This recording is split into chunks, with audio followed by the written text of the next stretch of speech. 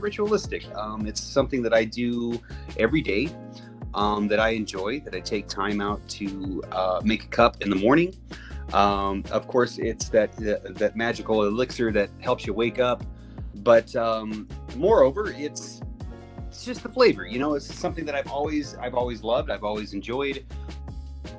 I got into trying to figure out how I could make a better cup at my own home, which has kind of led me into the roasting world. I simply just couldn't find what I was looking for in the grocery stores. I've had tasted really great coffees in other cities, and quite frankly, what I was finding in the markets or in the stores was just stuff that was just old, way past its roast date, way past its prime as far as the coffee flavor was concerned. So it just kind of led me to try to figure out my own way of how I can make my own coffee. And that's kind of how this all started. When I was first starting this stuff, like I said, it was purely just a hobby and for my own personal cup at home. So like there's the do-it-yourself side of like I got into roasting, but even more importantly, like people at home, our home brewers are people that are taking the time to make a pour over every morning. Yeah, man, it's not just ritualistic. Like they're into it. Like it's almost a hobby in a sense, like they got their gear, they got their grinder, they got their Chemex, they got their whatever they're making their coffee out of. Understand and research where your coffee's coming from, what types of varietals are being grown on the farms that you're buying your coffee from, where in the world it's being grown, what the climate is like. You got to learn all of that stuff because it absolutely matters in your final product. So basically what my approach was is I literally just read and read and read. There was a lot of great home brewing and home coffee roasting websites at the time. I started Picacho back in 2009, so things have changed a little bit. But there's a great site called Sweet Maria's. Tom runs that over at Sweet Maria's. Is just a wealth of knowledge. And every chance I could get, I was just diving into whatever new coffee that he was getting into. And he just had a bunch of information on there and, just trying to experiment and trying my own roasts. Getting some great specialty grade coffee, and it was just like every new little sample that I would get, everything that I would read about, it was just opening another door of, oh wow, I didn't realize Ethiopian coffees tasted like this. I didn't realize if I went a little lighter here, I could bring out these flavors. And you can see how this goes, and on and on and on and on. The coffee industry here, in general, I think the coffee industry, like as far as the nation is concerned, it's growing, man. It's really cool to see a lot of people pushing boundaries and trying new science and how they're procuring the coffee cherries. So coffee grows as a little shrub and it produces cherries. The seeds inside of the cherry are what we use to roast for coffee. And there's all kinds of new ways that people are trying this. They're double fermenting the cherries. They're doing anaerobic fermentation, coffees that were never necessarily dry processed before, which means the coffee cherries dried down around the seed to produce more fruited and sweet coffee. You got origins that are trying these new things. It's not just coffee shops and coffee roasters. Like really cool stuff's happening at the farms right now too. It's very progressive, so that's really cool to see. And some of it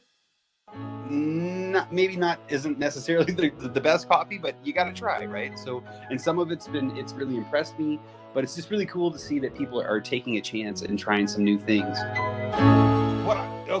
I don't necessarily think of the audience, I guess, when we're picking coffees. I just try to find stuff that's different, you know what I mean? Something that kind of sparks my eye, sparks my taste. Like I said, I built a pretty good vocabulary of different coffees, and it's got to be truly special to impress me in the first place. And I don't mean to sound cocky or, elitist in that statement. I'm just saying I've tried a bunch of different stuff, and what sticks out to me is the coffees that have flavors that jump out and pop out to me that I maybe haven't tasted before.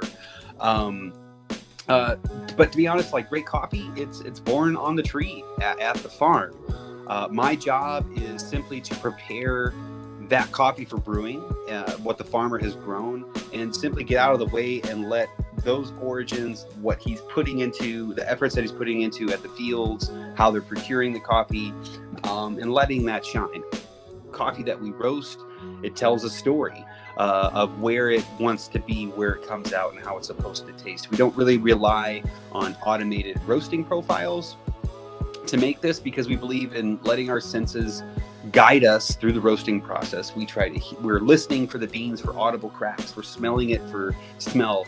And then when we taste the coffee after we roast, that we can see all of these things kind of coming about, like what you can taste what's going on at the farm in some of these origins.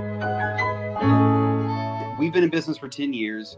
And up until about 3 years ago, we finally moved into a large enough space where we could actually have a cafe and allow people to taste the coffees, put that education piece to it, talk to people about coffees. I don't know. There may be some expansion. I've had some conversations with people that are outside of the area that are interested in maybe popping up another kind of an idea, or maybe sister company of Picacho Coffee. So that's kind of in the works right now too. We're probably going to be getting into some cold brew canning, and also we've been messing around with cascara, which is the actual dried coffee cherries, and making teas and kind of some sodas that we've been working on. Just kind of some fun stuff outside of the normal coffee realm that we're trying to get into. I'm just trying to, buy great coffee, great green, roast it without being in the way, and simply getting it into the public's hands and letting them enjoy a great cup of coffee. Because after all, coffee is it's a delectable, affordable treat, and I think it shouldn't be pretentious. I think it should be something that everyone should enjoy. And I feel like my job as a roaster and other roasters is to, get that information and get that product into people's hands where they can enjoy it. I'm Chad Morris, founder, owner, and roaster of Picacho Coffee Roasters here in Las Cruces, New Mexico.